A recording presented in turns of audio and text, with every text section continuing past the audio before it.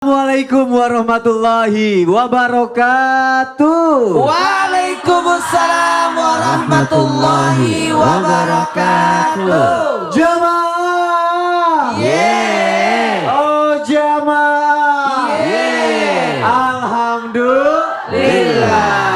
Alhamdulillahirabbil alamin. Allahumma sholli ala sayyidina Muhammad wa ala ali sayyidina Muhammad. Alhamdulillah jamaah, kita ketemu lagi di Islam itu indah. Tepuk tangannya dong. Semangat belajar pagi hari ini jamaah yang ada di rumah. Dan alhamdulillah juga ketemu lagi sama guru-guru kita yang Masya Allah sangat kita cintai karena Allah izin ya berdiri di sini ya. Dan Masya Allah hari ini banyak sekali calon-calon bidadari surga. Amin. Ada bapak-bapak juga. Masya Allah. Hari ini jamaah kita akan belajar banyak. Tapi sebelumnya ada berita viral nih yang tengah terjadi di masyarakat yang mau aku kasih lihat untuk jamaah yang ada di rumah. Langsung aja ya. Berita viral yang pertama ini, mahasiswa senior tega menghabisi juniornya dikarenakan hutang pinjol. Kita lihat ya berita viralnya ya, silakan.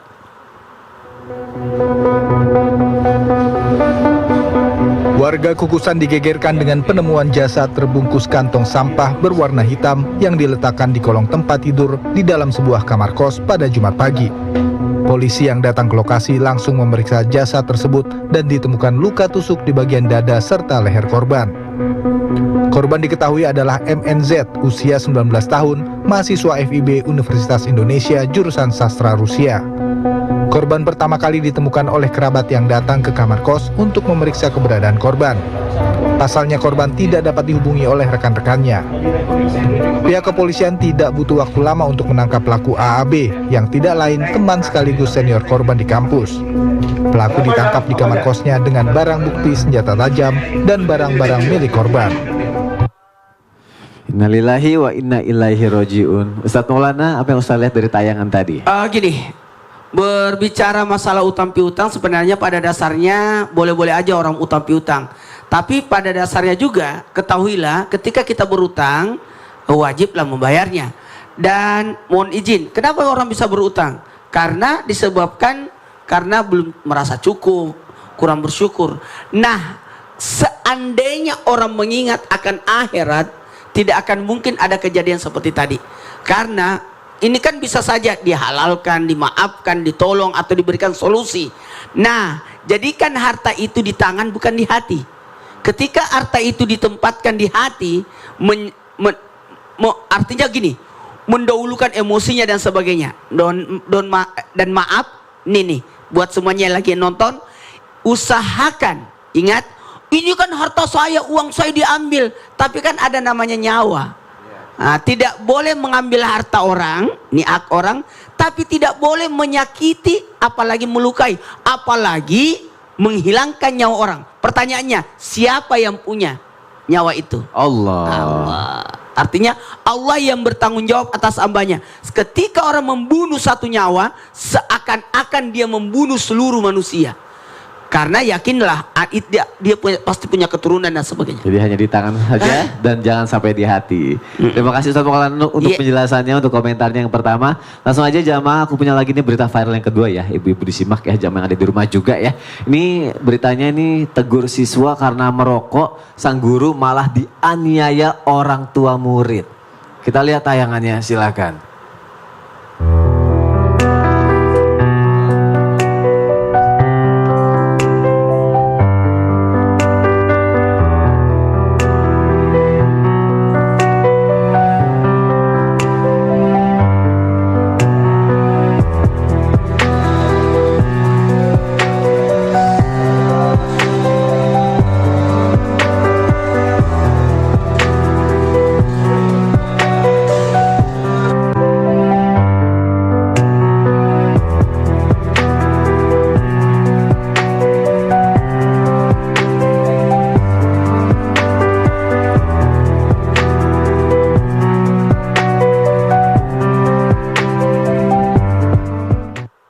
Astagfirullahalazim. Ustazah Nada, ya, apa yang Ustazah lihat dari tayangan tadi Ustazah? Innalillahi wa inna ilaihi roji'un. Artinya berduka ya. Tentunya kan yang namanya seorang guru tugasnya adalah mendidik, memberikan pendidikan yang terbaik, baik akhlak, ilmu dan lain sebagainya, dan punya kewajiban yang namanya guru ini menjadikan anak didiknya ini semua sesuai dalam aturan-aturan yang benar. Lalu ketika guru memberikan sebuah teguran, ya, mohon kepada orang tua, berikanlah kepercayaan kepada guru. Jangan justru memberikan contoh yang tidak baik. Oleh karena itu penting nih buat kita orang tua yang sudah memberikan kepercayaan kepada guru menyekolahkan anak kita di sebuah tempat pendidikan, maka kita jadikanlah itu landasan untuk kita dengan guru ini sama-sama bekerja sama untuk menjadikan anak ini menjadi anak yang sesuai dengan aturan yang benar, apalagi sesuai dengan syariat Islam. Jadi oleh karena itu tinggal komunikasi aja, nggak usah pakai kekerasan. Kalau memang misalnya ada sikap dari guru yang tidak sesuai, boleh kok orang tua berbicara langsung kepada guru asal tidak nanti berbahaya sampai menyakiti. Na'udzubillah min dzalik. Terima kasih Ustazah Nada. Iya. Itu berita viral yang saat ini sedang hangat terjadi di masyarakat ya, jamaah yang ada di rumah. Tapi belum cukup sampai di situ, ada lagi satu berita yang juga viral banget. Ini akan kita bahas juga pagi hari ini karena sesuai dengan tema kita ya. Tema kita adalah, nanti aku kasih tahu, tapi tayangannya adalah Rocky Gerung meminta maaf atas kegaduhan di publik. Kita lihat tayangannya, silakan. Rocky Gerung menegaskan kritik tajam yang dilontarkan kepada Presiden bukanlah penghinaan terhadap individu Joko Widodo. Karena itu menurutnya sah saja mengkritik sejumlah kebijakan Presiden sebagai pejabat publik, khususnya terhadap dua kebijakan utama, pemindahan ibu kota Nusantara dan Omnibus Law. Rocky juga menyatakan imbas pernyataannya tersebut, kegiatan akademisinya di berbagai kampus terhalang karena ia mendapat persekusi baik secara langsung maupun tak langsung. Ia menyayangkan kegaduhan yang terjadi karena sudah sering mengkritik pejabat negara tanpa bermaksud menghina pejabat tersebut. Itu dia tayangan yang aku kasih lihat untuk jamaah yang ada di rumah, begitu juga jamaah yang ada di studio ya. Kita itu kan hidup kan bermasyarakat ya, makhluk sosial. Kadang ada yang suka sama kita, ada yang tidak. Kalau ada yang gak suka sama kita, kadang suka memberikan komentar atau juga kritik-kritik. Atau bahkan juga sebaliknya ya jamaah ya. Kalau misalnya kita merasa kurang pas dengan sesuatu, kita mau mengkritik juga dan juga mau melakukan sesuatu. Contohnya komentar-komentar yang akan kita lontarkan kepada orang yang mungkin harus kita luruskan gitu ya. Tapi kan semua itu ada adabnya pastinya ya. Dan untuk itu semua pagi hari ini akan kita bahas, jamaah yang ada di rumah. Tema kita adalah mengkritik. Gak bahaya tak? Wah, gak bahaya tak? Kira-kira bahaya apa enggak? Kita bahas pagi hari ini. Dan langsung aja untuk yang pertama aku mau nanya sama Ustadz Syam. Dari Al-Quran Ustadz Syam, apakah benar sebenarnya dari zaman dahulu kala, dari zaman Nabi itu kritik mengkritik, protes memprotes itu udah ada gitu. Bahkan kayak Nabi itu sebenarnya kan sudah melakukan yang terbaik untuk umatnya gitu ya. Tapi masih aja dikritik, padahal yang dilakukan Nabi insya Allah adalah sesuatu yang benar gitu. Seorang Nabi dikritik oleh umatnya sendiri. Itu dia. Surah Al-Baqarah ayat 54. Mohon penjelasannya Ustadz Syam, silakan. A'udzu billahi minasy syaithanir rajim. Allah. Bismillahirrahmanirrahim. وَإِذْ قَالَ مُوسَى لِقَوْمِهِ يَا قَوْمِ إِنَّكُمْ ظَلَمْتُمْ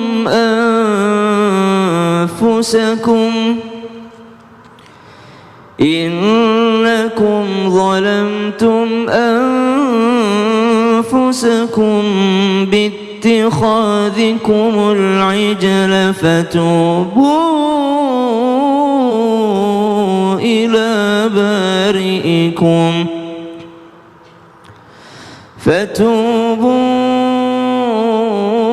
إلى بارئكم فاقتلوا أنفسكم ذلكم خير لكم عند بارئكم فتاب عليكم إنه هو التواب الرحيم صدق الله العظيم. Al-Quran surah Al-Baqarah ayat 54 bercerita tentang Nabi Allah dan kaumnya, yaitu umatnya Bani Israel. Siapa Nabi Allah ini? Nabi yang termasuk paling banyak disebutkan namanya di dalam Al-Quran, yaitu Nabi Musa alaihi salam. Dan beserta umat ataupun kaum Bani Israel yang paling banyak juga disebutkan di dalam Al-Quran. Kaum Bani Israel ini adalah kaum yang sangat disayangi oleh Allah Subhanahu wa Ta'ala. Bahkan di ayat-ayat sebelumnya, kalau kita buka surah Al-Baqarah, maka Allah selalu berbicara langsung kepada Bani Israel ini. Ya Bani Israel, ya Bani Israel. Saking disayangnya sama Allah Subhanahu wa Ta'ala. Sama dengan kita, Bu, kalau kita sudah berikrar beriman kepada Allah, Allah bilang, ya ayyuhalladzina amanu, wahai orang-orang yang beriman. Orang kalau beriman betul, itu merasa diajak bicara sama Allah. Orang kalau dia mau baca Quran, itu merasa diajak bicara sama Allah. Berbeda bagi mereka yang malas membuka Al-Quran, tidak mau mentadabburi Al-Quran. Lalu apa kriteria Bani Israel ini? Ternyata subhanallah banyak kali mengkritik Nabi Musa alaihissalam ketika mengambil keputusan. Bahkan bukan Nabi Musa saja, Allah yang ngasih keputusan, mereka mengkritik Allah Subhanahu wa Ta'ala. Sampai-sampai Allah nggak mau lagi ngajak ngobrol Bani Israel ini. Kenapa? Karena awalnya Allah bilang, wahai Bani Israel. Akhirnya karena Allah sudah marah, Allah tidak mau langsung ke Bani Israel. Wa idh qala Musa, lalu melalui Nabi Musa alaihissalam, Nabi Musa lah yang baru menyampaikan kepada Bani Israel, ya qaumi innakum zalamtum anfusakum bittikhadhikumul ijla fatubu ila bari'ikum faqtulu anfusakum. Maka dari sini kita mengambil pelajaran, ternyata apa sih yang dikritik oleh umat Bani Israel ini, kaum Bani Israel ini? Waktu dikasih perintah sama Allah banyak nanya. Ibu-ibu, Iya. jadi boleh nggak orang bertanya? Boleh. Banyak bertanya, banyak ilmunya. Bahkan gerbang ilmu itu adalah pertanyaan. Tapi menurut Al-Baghawi pertanyaan itu ada dua. Ada pertanyaan untuk mencari ilmu, ada pertanyaan untuk menyulitkan diri. Waktu Sayyidina Ali bin Abi Thalib radhiyallahu anhu pernah berada di samping Nabi SAW. Waktu turun perintah ibadah haji, sahabat nanya, ya Rasulullah, ada turun ibadah haji, kita harus ibadah haji. Kata Nabi, betul. Nah, sahabat nanya lagi, udah dijawab betul, sahabat nanya lagi, ya Rasulullah, tiap tahun nih. Nabi nggak menjawab. Ditanya lagi, ya Rasulullah, jawab dong, haji itu tiap tahun ya? Nabi nggak menjawab.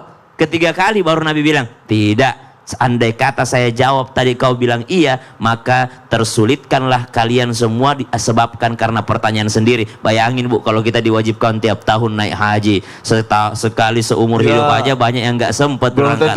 Belum tentu berangkat juga. Antriannya udah 60 tahun. Gimana kalau tiap tahun? Subhanallah. Jadi kita harus tahu yang mengkritik itu tuh sebenarnya kita mencari ilmu atau menyulitkan diri sendiri. Betul. Gitu ya? Kalau mengkritik dengan tujuan mencari ilmu, itu yang bagus. Masya Allah. Insya Allah hari ini dapat ilmu yang bermanfaat ya semuanya. Amin, ya. insya Terima kasih Allah. Ustaz ya untuk penjelasannya. Sama-sama. Tepuk tangan dong buat kita semua dong biar semangat belajarnya. Masya Allah, tabarakallah. Dari zaman dulu ternyata udah banyak yang mengkritik. Kalau zaman sekarang gimana kira-kira? Makin banyak ya, apalagi adanya media sosial. Nah untuk itu kita harus cari tahu lagi jamaah yang ada di rumah. Ustazah Nada. Iya Mas Soni. Zaman media sosial juga marak banget gitu ya sekarang ya. betul. Aku pengen tahu dong sebenarnya kita bahas mengenai mengkritik ini, adab-adabnya mengkritik dalam Islam tuh harusnya bagaimana sih Nah Ustazah ini Nada? kita bahas sekarang. Mohon penjelasannya Baik, Ustazah, makasih Kak silakan. Soni. Izin Ustadz Syam dan izin Ustadz Maulana. Bismillahirrahmanirrahim. Assalamualaikum warahmatullahi wabarakatuh. Waalaikumsalam warahmatullahi wabarakatuh. Alhamdulillah, alhamdulillahirabbil alamin wa bihi nasta'inu ala umuri dunya waddin. Wassalatu wassalamu ala sayyidina Muhammadin wa ala alihi wa ashabihi ajma'in amma ba'du. Jamaah sekalian, alhamdulillah ini kita harus bahas ya. Kenapa? Karena manusia itu memang cenderung terkadang banyak salahnya dan juga cenderung gemes kalau melihat sebuah kesalahan pada orang lain.